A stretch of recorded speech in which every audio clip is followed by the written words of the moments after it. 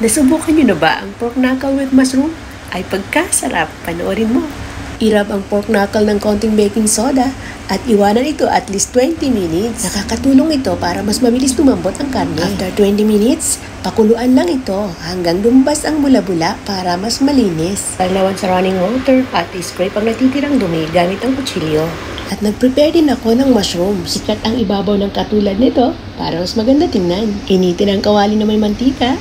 Ilagay ang pork knuckle at igisa ito hanggang magkonting brown. Takpan natin para hindi tayo matalsikan ng mantika. At ngayon pwede na natin ilagay ang bawang sibuyas, luya at laurel. Ipagpatuloy ang panggisa hanggang lumabas ang aroma. Lagyan ng 1 tablespoon of brown sugar at ipagpatuloy ang paggisa hanggang makaramelize ang asukal. At pwede na maglagay ng dark soy sauce. 3 tablespoon ang ilalagay natin. Ipagpatuloy muli ang paggisa hanggang kumapit ito sa karne. At maglagay na ng tubig. Kunti muna ilalagay natin at dadagdagan na lang natin ito mamaya. Ililipat na natin sa kasirola para sa pagpapalambot. Dagdagan ng sapat na tubig. Lagyan ng chicken cube. At ilagay na rin ang mushrooms. Ikalat lang ito.